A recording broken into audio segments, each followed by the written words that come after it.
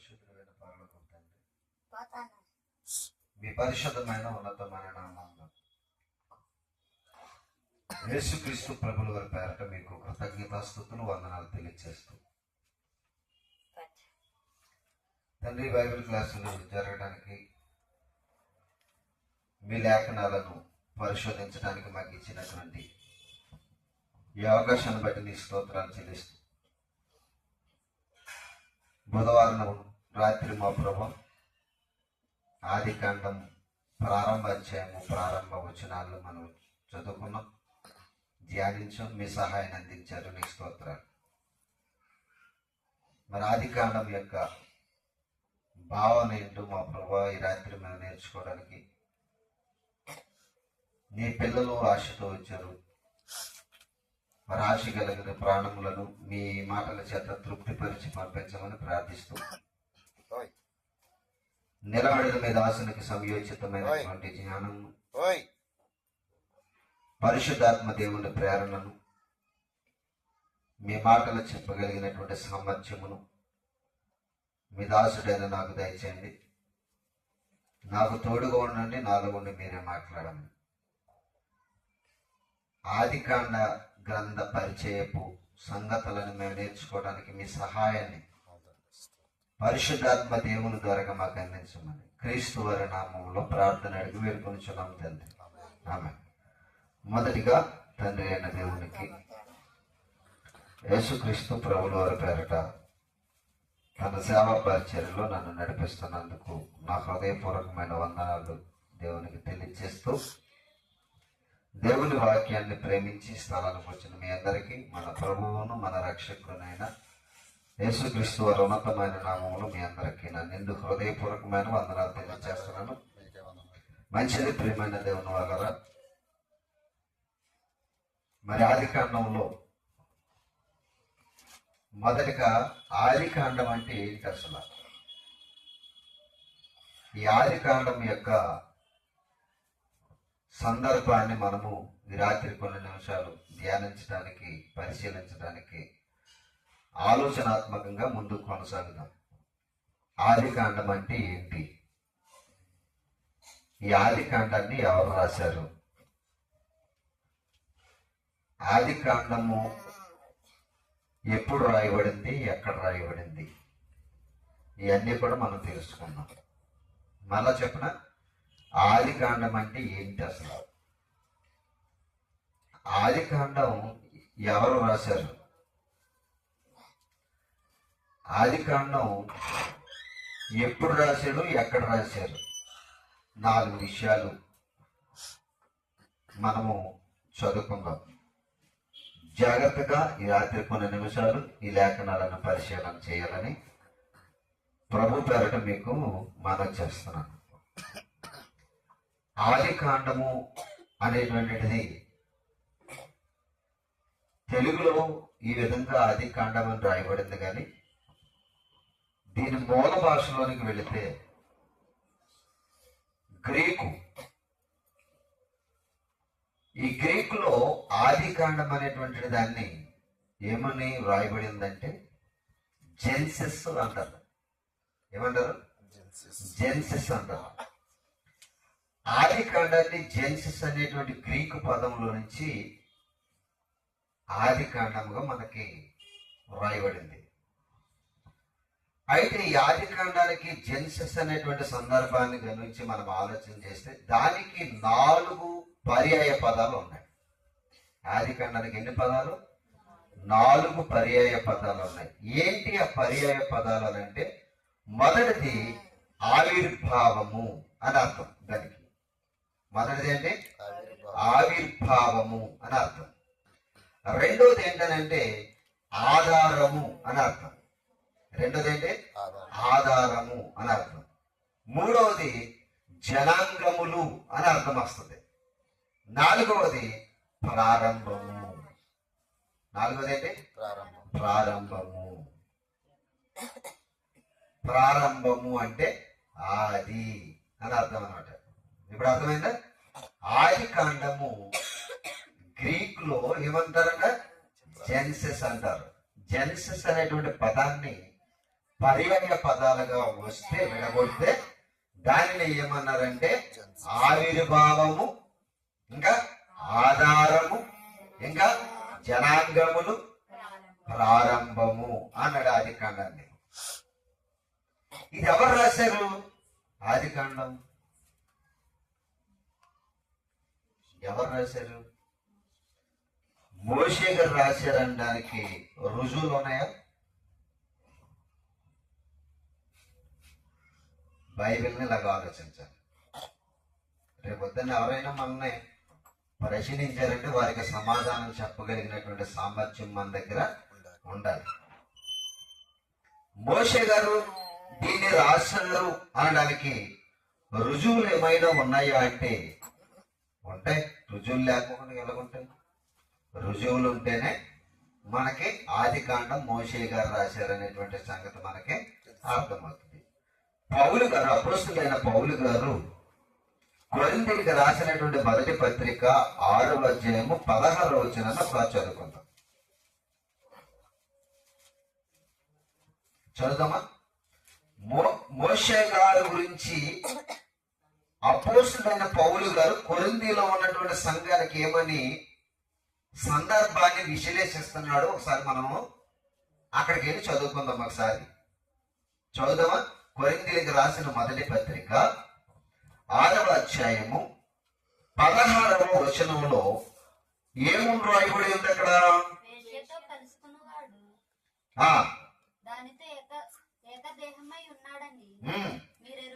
మీరెరుగరా? వారిద్దరు ఎవరిద్దరు?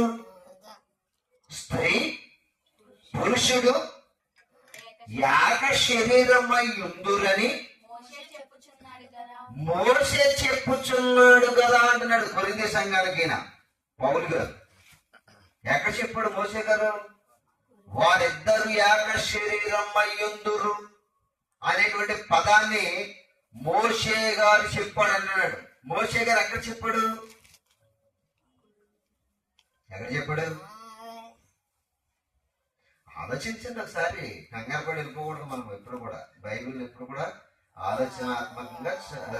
ఆలోచనాత్మకంగా స్టడీ చేయాలి.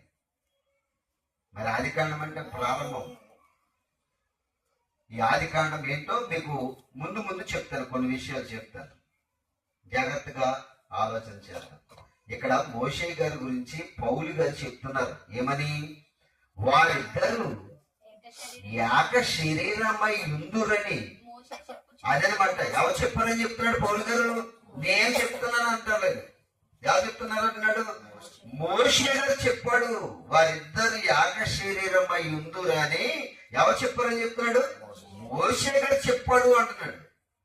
మరి మోషే గారు ఎక్కడ చెప్పాడు ఆ మాట అంటే ఆది కాండం 2వ అధ్యాయం 24వ వచనంలో చెప్తాడు. చూడండి, ఇప్పుడు ఇది మోషే గారు రాశారు అనడానికి నిదర్శనం తెలుసుకుందాం మనం ఇప్పుడు.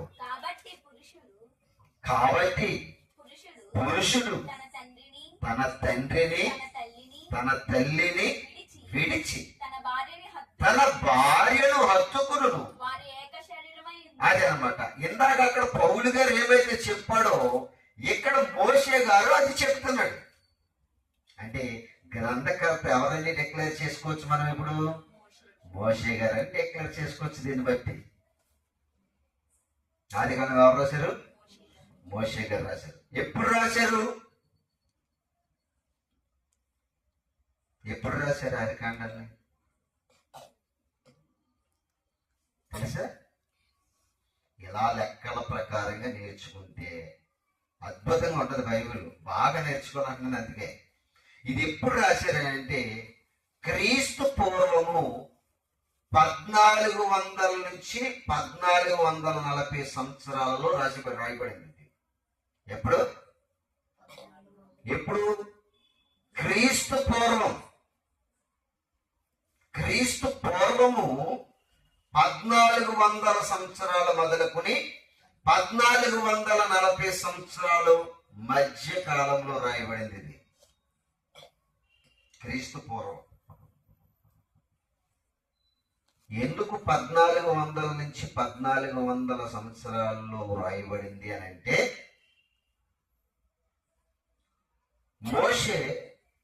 ఇశ్రాయేలీయుల ప్రజలను ఎర్ర సముద్రము నుంచి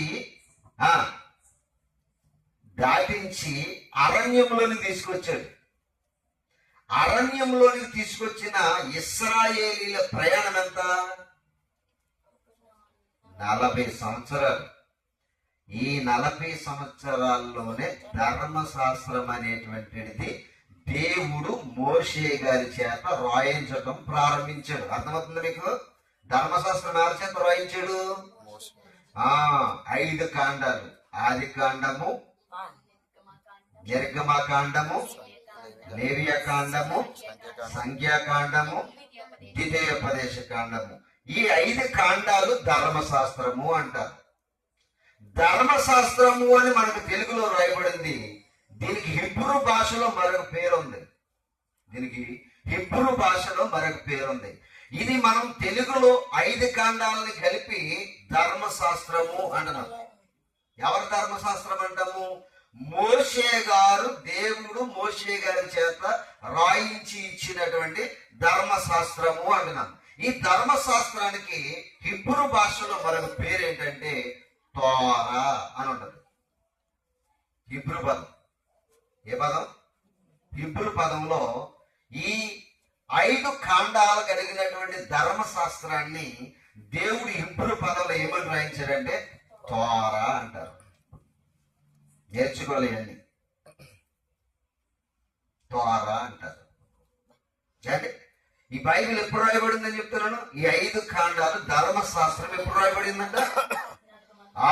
క్రీస్తు పూర్వం అని రాసుకోవాలి. క్రీస్తు పూర్వము 1400 నుంచి 1440 సంవత్సరాలు. 40 సంవత్సరాలు ఇశ్రాయేలీలు అరణ్య ప్రదేశములో నడిచినప్పుడు ధర్మశాస్త్రం ఎప్పుడు రాయబడింది అని అంటే క్రీస్తు పూర్వము 1440 సంవత్సరాలలో రాయబడింది. ఎక్కడ రాయబడింది?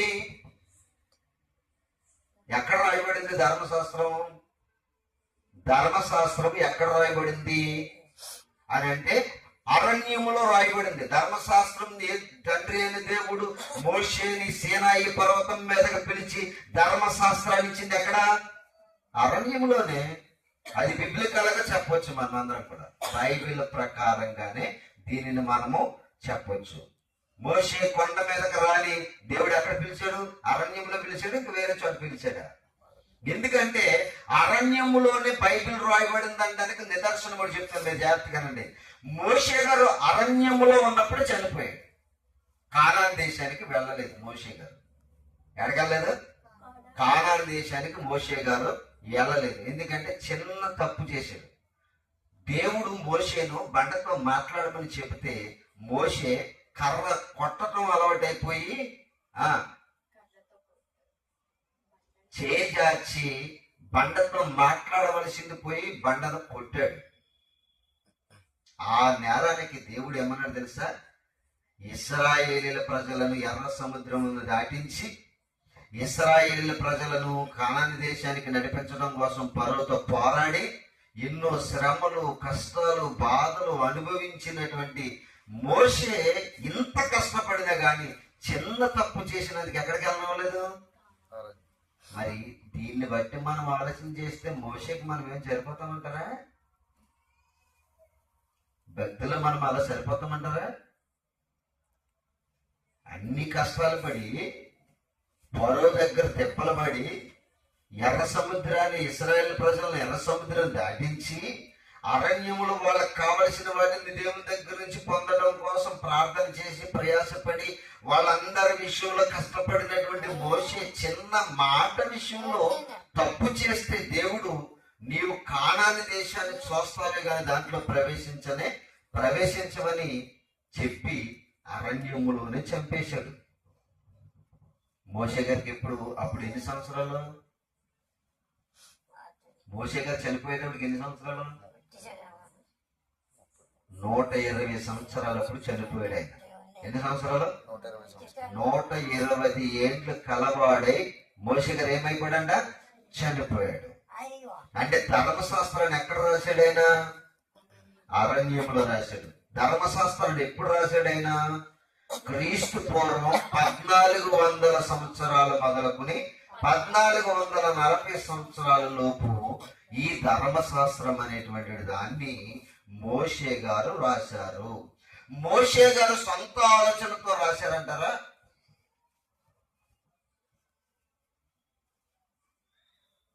సొంత ఆలోచనతో రాశారంటారా? దీన్ని ఇప్పుడు బాగా ఎడబడుతుంది, జాగ్రత్తగానండి. బాగా మైండ్ బాగా పెట్టుకుని ఆలోచించి వినండి, ఇది మీకు ఫీడ్ అవుతుంది. ధర్మశాస్త్రము అనేటువంటి దాని గురించి మీకు చెప్పే ముందు కొన్ని విషయాలు చెప్తారు, జాగ్రత్తగా వినండి. బైబిల్ ఆది కాండము ఎన్ని అధ్యాయాలు? 50 అధ్యాయాలు. 50 అధ్యాయాల్ని 2 భాగాలుగా విభాగించాలి. ఎన్ని భాగాలుగా? 50 అధ్యాయాలని 2 భాగాలుగా విభాగించాలి. మొదటి భాగం మొదటి అధ్యాయం నుండి 11వ అధ్యాయం వరకు ఒక భాగం. రెండవ భాగం 12వ అధ్యాయం కాడి నుంచి 50వ అధ్యాయం వరకు ఒక భాగం. మొదటి భాగములో 4 సంఘటనలు ఉంటాయి. మొదటి అధ్యాయము నుండి 11వ అధ్యాయం వరకు మొదటి భాగం. ఈ మొదటి భాగంలో 4 సంఘటనలు ఉంటాయి. ఎన్ని సంఘటనలు? 4 సంఘటనలు. ఏంటి ఆ 4 సంఘటనలు అని అంటే, మొదటిది సృష్టి కార్యక్రమం. మొదటి కార్యక్రమం ఏంటి? సృష్టి కార్యక్రమం. మొదటి సంఘటన అనమాట. అది మొదటి సంఘటన సృష్టి కార్యక్రమం. రెండవది ఏంటంటే మనిషి పతనం. మనిషి పతనం అయిపోయి, ఇవన్నీ మీకు రాబో దినాల్లో చెప్తాను. మీకు ఇదంతా క్లారిటీ ఇస్తాను. మీకు అంతా క్లారిటీ ఇస్తాను. మీకు ధర్మశాస్త్రం అంటే ఏంటి, ఆది కాండం అంటే ఏంటి, ఆది కాండం ఎలాగొచ్చింది, ఎక్కడ రాయబడింది, ఎవరు రాశారు, ఇవన్నీ కూడా డీటెయిల్ ఇస్తున్నాను. అంతే మీకు మొత్తం క్లారిటీ ఇస్తాను. మీకు జాగ్రత్తగా వినాలన్నాను. అందుకే రాసుకునే వాళ్ళు జాగ్రత్తగా రాసుకోండి, వినేవాళ్ళు జాగ్రత్తగా జ్ఞాపకం ఉంచుకోండి. ప్రియమైన దేవుళ్ళు వాళ్ళరా, ఇప్పుడు మీకు ఇంకో విషయం చెప్తాను.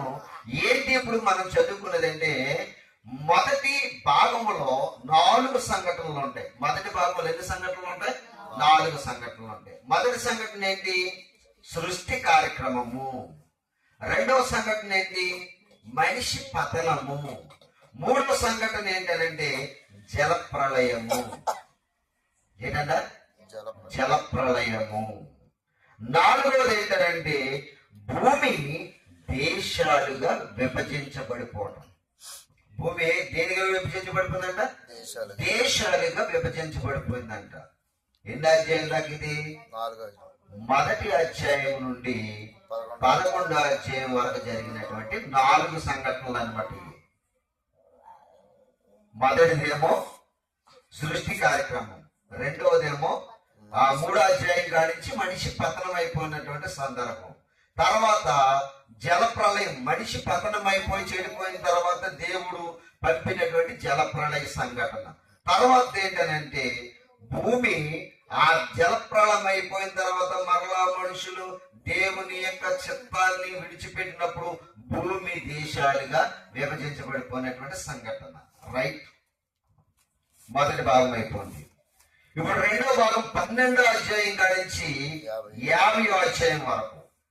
ఈ 12వ అధ్యాయం మొదలుకుని 50వ అధ్యాయం వరకు 4 వ్యక్తుల గురించి రాయబడుతుంది. అందరూ 4 వ్యక్తుల గురించి రాయబడుతుంది. ఈ 4 వ్యక్తులు ఎవరంటే 12వ అధ్యాయం ప్రారంభంలో ఎవరు ఎంటర్ అవుతారు అని అంటే, ఎవరు ఎంటర్ అవుతారు? అబ్రహాము గారు ఎంటర్ అవుతారు. 12వ అధ్యాయంలో ఎవరు ఎంటర్ అవుతారు? అబ్రహాము గారు ఎంటర్ అవుతారు.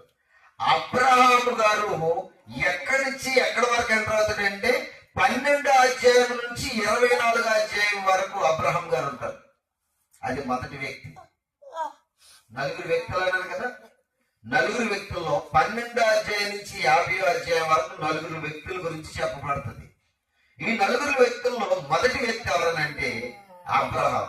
ఎక్కడి వరకు ఉంటాడు ఈయన? 12వ అధ్యాయం నుండి 24వ అధ్యాయం వరకు అబ్రహాం గారు ఉంటారు. క్లారిటీ వచ్చిందా? రైట్. 25వ అధ్యాయం నుంచి 26వ అధ్యాయం వరకు ఎవరుంటారంటే ఆయన కుమారుడైనటువంటి ఇస్సాకు గారు కనిపిస్తారు. అర్థమవుతుందా? ఎన్ని అధ్యాయం నుంచి ఎన్ని అధ్యాయం వరకు? 24వ అధ్యాయం, 25వ అధ్యాయం నుంచి 26వ అధ్యాయం వరకు. ఇక 27వ అధ్యాయం నుంచి 36వ అధ్యాయం వరకు ఎవరి స్టోరీ ఉంటుంది అంటే ఇస్సాకు కుమారుడైనటువంటి యాకోబు గారి స్టోరీ ఉంటుంది. ఎవరి స్టోరీ ఉంటుంది? యాకోబు గారి స్టోరీ ఉంటుంది. ఎన్నో అధ్యాయం నుంచి ఎన్నో అధ్యాయం వరకు? 26 నుంచి 37వ అధ్యాయం వరకు కూడా యాకోబు గారి యొక్క జీవిత చరిత్ర ఉంటుంది అక్కడ. రైట్. ఇంకా 37వ అధ్యాయం నుంచి 27వ అధ్యాయం నుంచి 36వ అధ్యాయం వరకు కూడా యాకోబు గారి చరిత్ర ఉంటే 37వ అధ్యాయం నుంచి 50వ అధ్యాయం వరకు ఇంకా ఎవరి చరిత్ర ఉంటుంది అంటే యోసేపు గారి చరిత్ర ఉంటుంది. ఎవరి చరిత్ర? మొదటి భాగం ఏంటి? ఒక అధ్యాయము మొదలుకుని మొదటి అధ్యాయం వరకు 11వ అధ్యాయం వరకు 4 సంఘటనలు ఉంటాయి. ఈ 4 సంఘటనలో మొదటి సంఘటన సృష్టి కార్యక్రమము, రెండవ సంఘటన మనిషి పతనము, మూడవ సంఘటన జలప్రళయము, 4వ సంఘటన భూమి దేశాలుగా విభాగించబడటము. మొదటి భాగం. రెండవ భాగానికి వస్తే రెండవ భాగంలో 12వ అధ్యాయం నుంచి 50వ అధ్యాయం వరకు కూడా 4 వ్యక్తుల గురించి రాయబడుతుంది. 4 వ్యక్తుల్లో 12వ అధ్యాయం నుంచి 24వ అధ్యాయం వరకు కూడా అబ్రహాము గారు జీవితం, వ్యక్తిత్వం రాయబడుతుంది. 25 నుంచి 26 అధ్యాయుల వరకు తన కుమారుడైనటువంటి ఇస్సాకు గారి యొక్క జీవితం ఉంటుంది. ఇంకా 27 నుంచి 36 అధ్యాయం వరకు ఇస్సాకు కుమారుడైనటువంటి యాకోబు, అబ్రహాము మనవడైనటువంటి యాకోబు చరిత్ర ఉంటది. ఇక 37 నుంచి 50 వరకు యోసేపు గారి చరిత్ర ఉంటది. 50 అధ్యాయాలు ముగిసిపోయి ఈ 50 అధ్యాయాలలో ఎన్ని సంవత్సరాల చరిత్ర ఉందో చెప్పాలి. ఇప్పుడు మరి అది మీ ప్రశ్న. చెప్పరా ఎవరన్నా? 50 అధ్యాయాలలో మొదటి అధ్యాయం మొదలుకుని 50వ అధ్యాయం వరకు ఎన్ని సంవత్సరాల చరిత్ర ఉందో చెప్పరా ఎవరన్నా? ఎవరు చెప్పలేదు ఇప్పటి వరకు. నేను చెప్తున్నా జాగ్రత్తగా అన్నాను. అందుకే 2500 సంవత్సరాల చరిత్ర ఉంది. ఎన్ని సంవత్సరాల చరిత్ర? 2500 సంవత్సరాల చరిత్ర. ఏంటి? ఆది కాండం ప్రారంభం అధ్యాయం మొదలుకొని 50 అధ్యాయం వరకు ఎన్ని వందల సంవత్సరాల చరిత్ర ఉందంట? 2500 సంవత్సరాల చరిత్ర ఉంది. ఇప్పుడు 2500 సంవత్సరాల చరిత్ర మోషే గారికి తెలుసా అంటే మోషే గారు అప్పుడు పుట్టాడా? పుట్టలేదు. మరి ఎలా తెలిసి ఆది కాండం గురించి? ఎలా తెలుసు? దేవుడు మోషే గారి చేత పరిశుద్ధాత్మ ప్రేరణ కలిగించి ఏం చేయించాడంట? రాయించాడు ధర్మశాస్త్రాన్ని. సృష్టి కార్యక్రమం మీది ప్రారంభం ఏది రాయాలో తెలుసు నువ్వు? ఆది కాండము రాయని మోషే గారి చేత దేవుడు రాయించాడు. అందుకే మోషే గారు మొదటి 2 అధ్యాయాల్లో సృష్టి కార్యక్రమాన్ని రాస్తాడు. 3వ అధ్యాయం కానించి మనిషి పతనం రాస్తాడు. తర్వాత జలప్రళయం ఎలాగ కొట్టిందో దేవుడు చెప్పితేనే కానీ మోషేకి తెలుసా? ఎవ్వరికి తెలియదు. జరిగిపోయిన సంఘటన అండి మన పిల్లలకి ఎప్పుడు తెలుస్తుంది? మనం చెప్పితే తెలుస్తుంది. అలాగే దేవుడు సమాజానికి చెప్పాలని ఆలోచన కలిగి మోషేని ఏర్పరచుకుని మోషే ద్వారా ఇశ్రాయేలు ప్రజలకు సృష్టి యొక్క క్రమం ఏంటో, సృష్టిలో మనుషులు చేసిన తప్పుకు దేవుడు చేసిన శిక్ష ఏంటో ఇవన్నీ చెప్పించాలని 2500 సంవత్సరాల తర్వాత చరిత్రని 50 అధ్యాయంలో ముద్రించబడినటువంటి ఈ చరిత్ర ఎప్పటిదంటే 2500 కాలాల చరిత్ర అంటండి. 2500 సంవత్సరాల చరిత్ర. ఆది కాండం ఒకటే. అర్థమవుతుంది మీకు చెప్పింది? ఆది కాండం మొదటి అధ్యాయం మొదలుకొని 50వ అధ్యాయం వరకు ఎన్ని వందల కాలం సంవత్సరాల చరిత్ర అంట?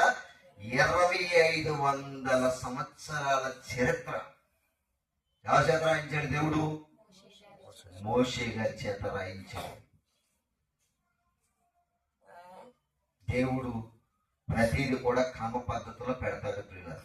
మీరందరూ కూడా జాగ్రత్తగా వినాలి. అందుకే ఎన్ని భాగాలుగా విభజించాలని చెప్పాను? 4 భాగాలుగా విభజించేసాం.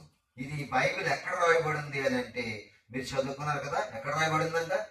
అరణ్యంలో రాయబడింది. ఎందుకంటే మోషే గారికి ఎన్ని సంవత్సరాల వయసులో రాయబడింది? అది 120 సంవత్సరాల వయసు. అంటే ఎన్ని సంవత్సరాలు? 80 సంవత్సరాల కాలం ఆయనకి. ఎన్ని సంవత్సరాల కాలం? 80 సంవత్సరాల కాలంలో దాన్ని దేవుడు రాయించడం మొదలు పెట్టాడు. రాయించడం మొదలు పెడితే ఆయన అదంతా కూడా రాయడానికి 40 సంవత్సరాల మధ్య కాలం పట్టింది. అరణ్యంలో ఎన్ని సంవత్సరాలు ఉన్నాడు మోషే గారు? అరణ్యంలో ఎంతకాలం ఉన్నాడు? 40 సంవత్సరాలు ఉన్నాడు. ఆయన మొదట ఐగుప్తులో ఫరో రాజు యొక్క కుమార్తె యొక్క కుమారుడిగా ఎన్ని సంవత్సరాలు పెరిగాడు? 40 సంవత్సరాలు పెరిగాడు. ఆ 40 సంవత్సరాలు పెరిగిన తర్వాత ఒక గొడవ వస్తుంది. ఆ గొడవ వచ్చినప్పుడు ఒక ఐగుప్తీయుడు ఇశ్రాయేలీయులను కొట్టినందుకు వాడిని కొట్టి చంపేసి ఇసుకలో కప్పెట్టేస్తాడు. ఎవరు? మోషే గారే. తర్వాత ఇశ్రాయేలీయుడికి గొడవ వస్తుంది. మీరు సహోదరులు గొడవాడుకోకూడదని చెప్తాడు. గొడవాడుకోకూడదని చెప్తే అప్పుడు అంటారు, మా మీద తీర్పరుగాను అధికారిగాను నిన్ను నియమించిన వాడు ఎవడు అని ఇశ్రాయేలీయులు ఎదురు తిరిగి ఇంకోటి ఏం చేస్తారు తెలుసా? ఎదురు తిరిగి, నీవు ఆ ఐగుప్తిని చంపి ఇసుకలో పాతి పెట్టినట్టు నన్ను కూడా పాతి పెడదామని అనుకుంటున్నావా అని అనగానే, ఇది అల్లరై ఎక్కువగా నన్ను మరణానికి దారి చేస్తుందేమో అని చెప్పేసి మోషే గారు ఐగుప్తులో నుంచి పారిపోతాడు. ఎక్కడికి పారిపోయాడు అని అంటే మిద్యాను అరణ్యంలోనికి పారిపోతాడు. ఎక్కడికి? మిద్యాను అరణ్యంలో ఎవరు ఉంటారంటే ఇత్రో అనేటువంటి ఒక వ్యక్తి ఉంటాడు. ఆయన చెంత చేరి తన కుమార్తెని పెళ్లి చేసుకుని 40 సంవత్సరాలు అక్కడ ఉండిపోతాడు. ఈ యొక్క 40 ఎన్ని సంవత్సరాలని? 80 సంవత్సరాలు అయింది. 80 సంవత్సరాలు అయిన తర్వాత మరలా ఎక్కడికి వస్తాడంటే దేవుడు మాట్లాడి ఐగుప్తు దేశానికి తీసుకొస్తాడు మోషేని. ఐగుప్తు దేశానికి వచ్చిన తర్వాత మరి మరలా ఐగుప్తులో నుంచి ఇశ్రాయేలు ప్రజలను అరణ్యంలోనికి నడిపిస్తాడు. అది సీనాయి అరణ్యం. ఏ అరణ్యం? ఇశ్రాయేలు నివసించినది సీనాయి అరణ్యం. మోషే వెళ్ళింది ఏ అరణ్యం అన్నారు?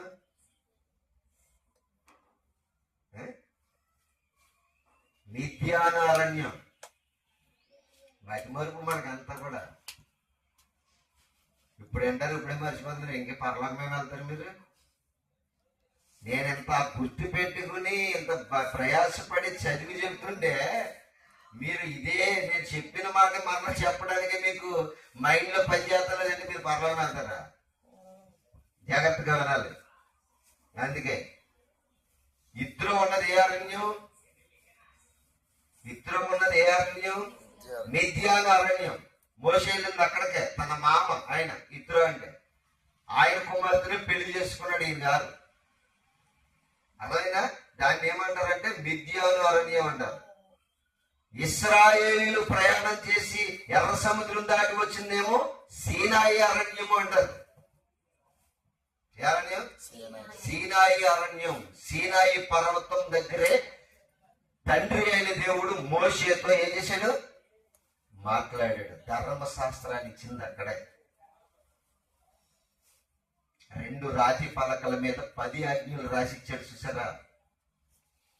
ఈ 10 ఆజ్ఞలు ఎన్ని పుస్తకాలైనవి? 5 పుస్తకాలైనవి. ధర్మశాస్త్రం అంటే ఎన్ని పుస్తకాలు అనుకుంటారు? 5 పుస్తకాలు. ఆదికాండము, నిర్గమకాండము, లేవియకాండము, సంఖ్యాకాండము, ద్వితీయోపదేశ కాండము. ఈ 5 కాండాలను కలిపి ఏమంటారంటే ధర్మశాస్త్రము అంటారు. ఈ ధర్మశాస్త్రము చాలా ప్రయాసపడి దేవుడు ఇశ్రాయేలీయుల కొరకు రాయించాడు దేవుడు. అర్థమైందా నేను చెప్పిన మాట? ఆది కాండము అంటే ఏంటి? ప్రారంభము, ఆవిర్భావం. అంటే ఇది సృష్టి ఆవిర్భావం జరిగినటువంటి సందర్భం గురించి రాయించిన దాన్నే ఆదికాండము. మన తెలుగులో ఆదికాండం, కానీ గ్రీక్ పదంలో జెన్సిస్ అంటారు అనమాట. అర్థమైంది కదా? ఇదంతా కూడా మీరు జ్ఞాపకం చేసుకోవాలి. నేను అందుకే కొంచెం కొంచెం చెప్తున్నాను. అందుకే మొత్తం చెప్పాను అనుకో మొత్తం బ్లాక్ అయిపోతుంది మైండ్. అందుకే కొంచెం కొంచెం చెప్తున్నాను నేను. ఈ కొంచెం కొంచెం చెప్పినా మన మైండ్ బ్లాక్ అయిపోతుంది కదా. జాగ్రత్తగా చదువుకోవాలి, జాగ్రత్తగా నేర్చుకోవాలి. ఆది కాండాన్ని మీకు పరిచయం చేసినప్పుడు అంతే, ఆది కాండం యొక్క పరిస్థితిని పరిచయం చేశాను. ఈ మనిషి పతనం ఎలాగైపోయాడో, ఈ సృష్టి కార్యక్రమం ఎలా జరిగిందో, జలప్రలయం ఎలా జరిగిందో, దేశాలకు ఎలాగ విభజించి పడిపోయిందో, నలుగురు వ్యక్తుల సందర్భం ఏంటో మనకి సంవత్సరం అంతా సరిపోవచ్చు అవసరం అయితే. అర్థమవుతుందా? ఆది కాండం ప్రత్యేకించే ఈ సంవత్సరం పట్టవచ్చు. దయచేసి దాని విషయంలో మీరు అందరు కూడా ప్రార్థన కలిగి ప్రార్థన చేయండి. మనకి ఇప్పుడు ఎన్ని విషయాలు తెలిసినాయి? ఎన్ని విషయాలు తెలిసినాయి? ఆది కాండము ఎప్పుడు రాయబడిందంటే క్రీస్తు పూర్వం 1400 నుంచి 1440 సంవత్సరాల్లో రాయబడిందని తెలిసింది. ఎవరు రాశారు అని అంటే మోషే గారు రాశారు అనడానికి మనకి ఆధారాలు ఉన్నాయని చెప్పేసి చెప్పడానికి మనం 2 రెఫరెన్సులు చూసుకున్నాం. ఎక్కడ రాయబడింది అని అంటే అరణ్యంలో రాయబడింది అన్నది మనకు తెలిసిపోయింది. ఇది ఆదికాండం అంతా కూడా ఎవరి గురించి సూచిస్తూ ఉందంటే 4 సంఘటనలు, 4 వ్యక్తుల గురించి. ఈ 50 అధ్యాయాలు, మొదటి అధ్యాయం మొదలుకొని 50 అధ్యాయాల వరకు 4 వ్యక్తుల గురించి, 4 సంఘటనల గురించి చెప్తుంది అని చెప్తుంది. అర్థమైపోయినంటే ఆదికాండం అంటే ఏంటి? పెద్ద విశేషమేం కాదు. నేర్చుకోవడం ఉంటే అంత సులువే. కనుక దేవుడు ఇంకా మనకి మంచి జ్ఞాన సంగతులను ప్రతి వారం నేర్పినట్లుగా మీరు అందరూ కూడా ప్రార్థన చేయండి. ప్రార్థనలో ఏకీభవించండి. ప్రతి బుధవారం, ప్రతి శనివారం ఇదే సంఘటనలు మనం మాట్లాడుకుందాం. ఇదే బైబిల్ క్లాసును మనం నేర్చుకుందాం. చక్కగా బైబిల్ గ్రంథాన్ని అర్థం చేసుకుందాం. అలాగే దేవుడు మనకి మంచి జ్ఞాన సంగతులు మనకు అర్థమయ్యే రీతిలో బోధించినట్లు మీరందరూ కూడా ప్రార్థన చేయండి. ప్రార్థనలోకి ఇవ్వండి. అతి కృప దేవుడు మీ అందరికి దయచేయను గాక. ఆమేన్. ప్రార్థన చేసుకుందాం.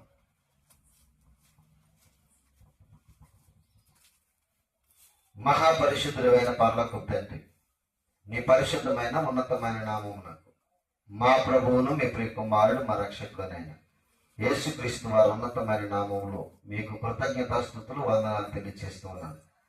ఈ రాత్రి కొన్ని నిమిషాలు మీ మాటలను నేర్చుకోవడానికి కృప చూపించారు. ఆది కాండం అంటే ఏంటి, ఆది కాండంలో ఉన్నటువంటి భావనలు ఏంటి అనేటువంటి దాన్ని మేము నేర్చుకోవడానికి మీరు కృప చూపించారు. ఇక జరగవలసినటువంటి మా ప్రభువా లేఖనాల పరిశోధనలో అనేకమైన సంగతులు మేము నేర్చుకోవడానికి మీ లేఖనాల నుంచి అద్భుతమైన సంగతులు మాకు నేర్పించండి. కూడి వచ్చిన ప్రతి బిడ్డని మీరు చల్లగా కాపాడండి. అలాగే నాకు ఇచ్చినటువంటి భార్యను, 2 కుమారులు, కుమార్తెను కూడా మీరు జ్ఞాపకం చేసుకోండి. ఆయుష్ను వండి ఆరోగ్యాన్ని దయచేయండి. నీ కొరకు బ్రతిక భాగ్యము వారందరికీ దయచేయమని మా ప్రభావ ప్రతి బుధవారం, ప్రతి శనివారం జరుగుతున్నటువంటి ఈ కూడికల్లో అద్భుతంగా, ఆశ్చర్యంగా నాతో మాతో మీరు మాట్లాడమని ప్రార్థన చేస్తూ ఈ కూడికను ముగించుకుని మా గృహాలకు వెళుచుండగా నెమ్మదిని సమాధానాన్ని దయచేయండి. మీ పిల్లలకు ఇంకా ఎలాగో మీ మాటలు చెప్పవలను, వివరించవలను కావలసిన జ్ఞానం నిలబడిన మీ దాసుడైన నాకు దయచేయమని రేపటి దినాన జరగబోయే ఆరాధన కార్యక్రమం అంతా కూడా క్రమముగాను మర్యాదగాను జరిగించమని యేసుక్రీస్తు వారి ఉన్నతమైన నామంలో ఉన్నతమైన సంగతుల చేత మాకు నేర్పించి బలపరిచి నడిపించమని క్రీస్తు వారి నామంలో ప్రార్థన అడిగి వేడుకొనిచున్నాం తండ్రి. ఆమేన్. ఇప్పుడు మన తండ్రి అయిన దేవుని ప్రేమ, కుమారుడైన యేసుక్రీస్తు వారి కృప, ఆదరణకర్త అయినటువంటి పరిశుద్ధాత్మీయ అన్యాని సహవాసం ఇప్పుడు నిత్యం సదా మనకును సకల పరిశుద్ధులను ప్రార్థించబడిన అంశములని నెరవేర్చబడ్డకు సదా తోడైంది నడిపించును గాక. ఆమేన్. అందరికీ హృదయపూర్వకమైన వందనాలు. I love you. God bless you.